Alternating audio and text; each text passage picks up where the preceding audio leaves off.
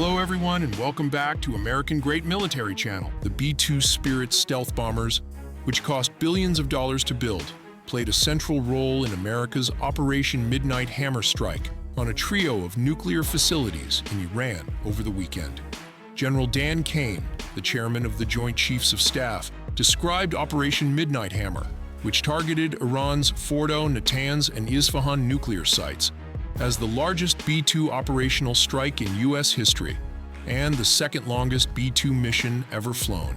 During a Sunday press conference, the B-2 bombers carry a $2.1 billion price tag per plane, according to the New York Times. The flying wing-shaped bombers feature low observable technology and all-altitude capability to penetrate the most sophisticated air defenses in nuclear and conventional missions. Maker Northrop Grumman explains on its website. Characteristics of the B-2 bombers include the materials they are made out of, the special coatings they have and their unique shape, as well as a reduced infrared, acoustic, electromagnetic, visual, and radar signatures, help make the planes stealthy, according to the U.S. Air Force. The aircraft has a wingspan of 172 feet and can carry payloads of over 40,000 pounds. Without refueling, their range is 6,000 nautical miles. During Operation Midnight Hammer, a large B-2 strike package of the bombers took off from the U.S., with some of them heading west and into the Pacific as a decoy, and 7 traveling 18 hours into the target area in the Middle East, according to Caine. Throughout the 18-hour flight into the target area, the aircraft completed multiple in-flight refuelings, he said. Once over land, the B-2s linked up with escort and support aircraft in a complex, tightly timed maneuver, requiring exact synchronization across multiple platforms in a narrow piece of airspace, all done with minimal communications. The bombers dropped bunker-busting GBU-57 massive ordnance penetrator weapons on Fordow and Natanz, according to Caine. Estimates suggest those bombs cost upwards of $5 million each, the New York Times reported. Tomahawk missiles fired from an American submarine also hit Isfahan during the operation, hitting key surface infrastructure targets at that nuclear site, Caine said. He told the media that the Operation Midnight Hammer strike package, including the B-2 Spirit bombers and other aircraft, departed Iranian airspace after the strikes without any known shots being fired at them while leaving. The cost of flying B-2 stealth bombers could be around $130,000 to $150,000 per hour, according to the New York Times. More than 125 U.S. aircraft participated in this mission, including B-2 stealth bombers, multiple flights of 4th and 5th generation fighters, dozens and dozens of air refueling tankers, a guided missile submarine, and a full array of intelligence, surveillance, and reconnaissance aircraft, as well as hundreds of maintenance and operational professionals, Caine said. President Donald Trump, in a Sunday Truth Social post, said the damage that the Iranian nuclear sites suffered was said to be monumental, and praised the great skill demonstrated by the U.S. military. He also reported the great B-2 pilots returned safely to Missouri, saying, "Thank you for a job well done." What's it like to fly a B-2 bomber for 2 days straight? Over the weekend, 7 American stealth bombers embarked on a mission lasting approximately 37 hours, targeting nuclear facilities in Iran. The Pentagon referred to the operation, dubbed Midnight Hammer, as the longest B-2 Spirit mission in decades. The previous record for the lengthiest B-2 flight was held by 2 retired Air Force pilots, Melvin Diale and Brian Jethro Neal. In October 2001, they conducted a 44-hour flight that included one of the initial bombing runs into Afghanistan, following the devastating terrorist attacks on September 11th. Diale and Neal later recounted the intense demands of such extended missions, which involved difficult aerial refueling operations, minimal sleep, and sustenance limited to snacks like beef jerky. According to Neal, the September 11th attacks occurred while they were taking part in their annual nuclear capability training. Initially, when he heard reports of hijacked planes, he assumed it was part of the exercise.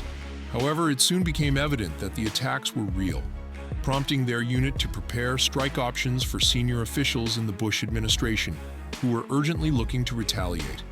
Both Diale and Neal were among a select group of B-2 crews dispatched to Afghanistan shortly after the attacks.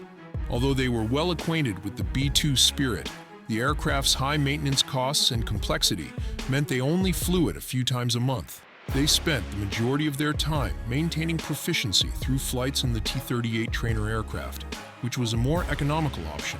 Though they occasionally conducted long-distance practice flights across the country in the B-2, they had never participated in a combat operation until an early October morning when they launched from Whiteman Air Force Base in Missouri, home to the entire B-2 fleet heading west toward Afghanistan.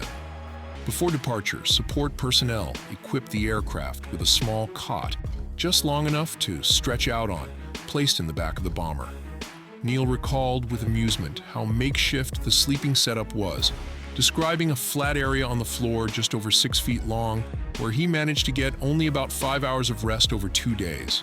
5 hours of sleep during a 44-hour flight is far from ideal. Neil mentioned that pilots are sometimes offered stimulants by flight surgeons to stay alert.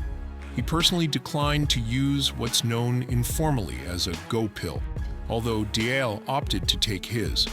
Neil reflected that being young, well-trained, and operating under the excitement and adrenaline of a real mission made it somewhat easier to endure the fatigue. He and Diale alternated nap attempts, but pre-mission tension and the constant daylight as they flew west toward Afghanistan made real rest elusive. Neil compared the experience of flying the B-2 to switching from a sports car to a semi-truck, especially when considering his previous flight experience in agile fighter jets like the F-16 and F-22. Although Diale had experience with heavy bombers such as the B-52, the B-2 was in a class of its own. During flight, only one pilot needed to remain awake, allowing the other to rest. However, critical tasks like takeoff, bombing runs, landing, and mid-air refueling demanded the attention of both crew members. Refueling the B-2 mid-flight is particularly challenging. Because of the aircraft's unique design and characteristics, tanker crews require special certification to safely refuel it. Each refueling session takes about 30 minutes and is stressful for both the bomber and tanker crews.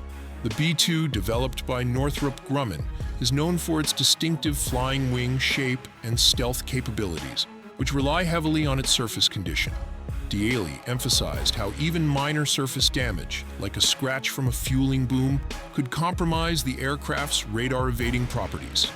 He described the refueling process as extremely demanding, noting that he and Neil had to complete 7 separate refuels during their extended mission.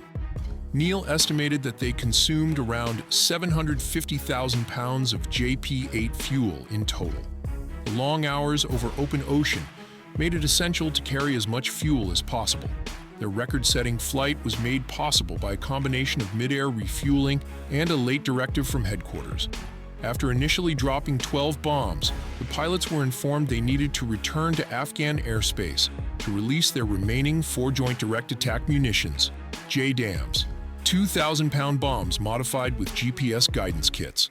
To comply, they required additional fuel. A tanker was dispatched to their bomber, named Spirit of America, but it turned out that the crew had no prior experience refueling a B-2.